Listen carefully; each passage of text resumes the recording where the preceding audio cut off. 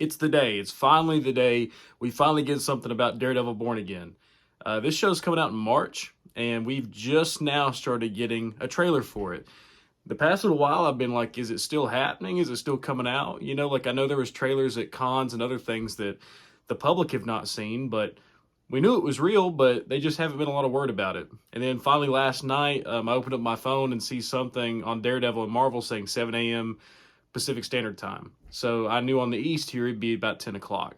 So I waited, and we finally got the trailer for Daredevil Born Again. And first initial thoughts is I'm really excited. I'm really intrigued. This is coming from someone who watched Daredevil, Netflix, the day it came out in 2015, and watched it all the way through till they canceled it. I think it was 2018 or 19 when season 3 came out. I can't remember, but everyone knows that the show was fantastic, and it was cut short, just like Jessica Jones and the rest of the Marvel Netflix series. They were all shelved, and we thought that was probably going to be it, especially for Charlie Cox as Daredevil and John Bernthal as the Punisher. But now things are different. Obviously, a few years ago, we got Charlie Cox come back in Spider-Man No Way Home.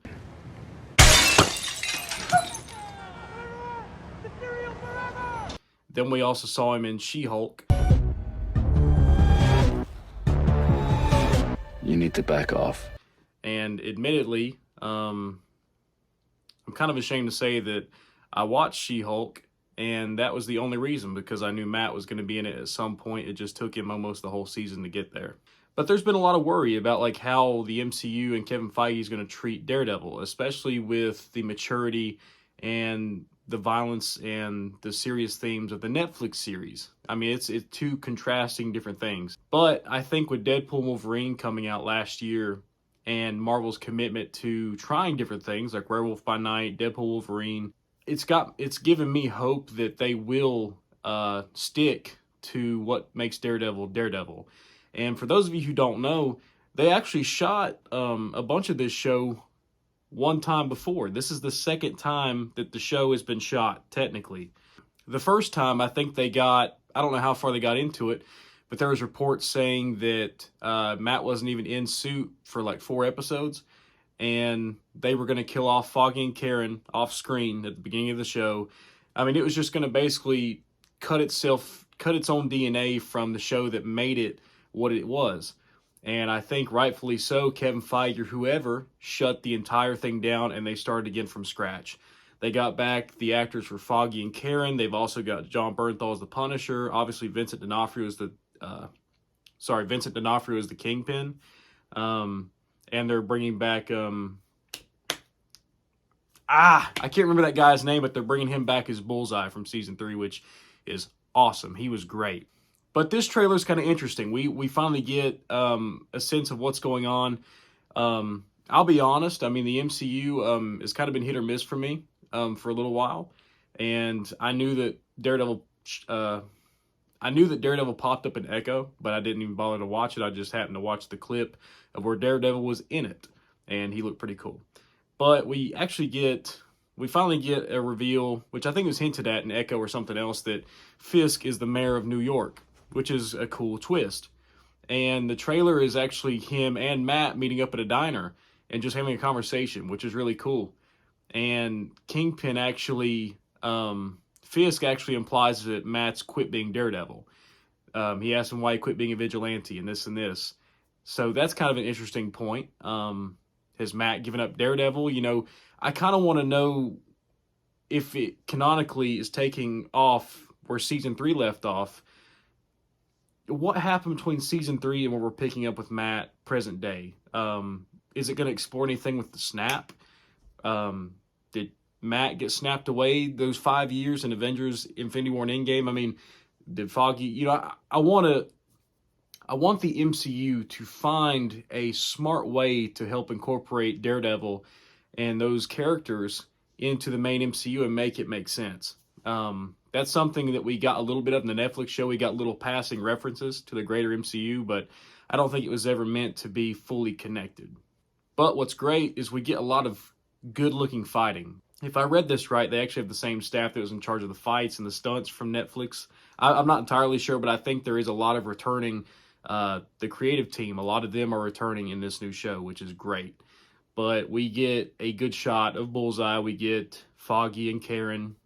And we do get a shot of Frank Castle, the Punisher. And we get a shot of Vanessa. We get some interesting shots of this other villain that I've only heard of. And they wear like a white suit with some blue on it. I'm not sure exactly who that is. I've watched a bunch of videos of people talking about it. I can't remember. Is it Muse? Maybe it's not Muse. I can't remember what that character is or anything about him. That's kind of new for me. But Bullseye, I definitely think is going to be suited up in this season to some degree. But we also get a really cool glimpse of Matt going into, I don't know if it's an apartment or where it's at, but you actually see just a row of Daredevil helmets. And I think I spotted the gold one from She-Hulk, a silver one, a couple variations of the red one. I mean, it's just really cool. It kind of puts me in the mind of the Ben Affleck movie where he's got like a little section where he's got different masks and his billy clubs and stuff like that. But we also get a one like final glimpse of Matt in suit, in his new Daredevil suit, fighting a guy with his billy clubs. And I think that's really cool. My only hope for the show is that it follows the recipe that made it great before on Netflix. And if they have all the creative that I think that they do, I think it'll be good. I'm really looking forward to it. And I'm also looking forward to a chance to maybe see... I almost wish that we would see more acrobatic Daredevil and him using his billy clubs to maybe swing around the city and stuff like that, stuff that he's done in the comic books. Maybe not as extreme as the Ben Affleck Daredevil movie, but maybe something in the middle. I don't know exactly how you do that. I didn't mind how he moved in She-Hulk. That was kind of cool. But yeah, but really, I mean, truthfully, my only hope is that Matt finally gets a suit with his moniker, with his logo on the suit. We have went years with Charlie Cox as Daredevil, and he's never had DD anywhere on any of his suits, which I think is kind of a shame, especially at this point in his career. Maybe, but maybe this show is an excuse to finally get there. Daredevil Born Again. I kind of want to see what the show's got to say and what it has to offer with that title. Does it live up to it? Is there any thematic significance to that? And hopefully maybe by the end of the show or sometime in the show, he will don a new suit or have Daredevil stamped on his suit, something like that.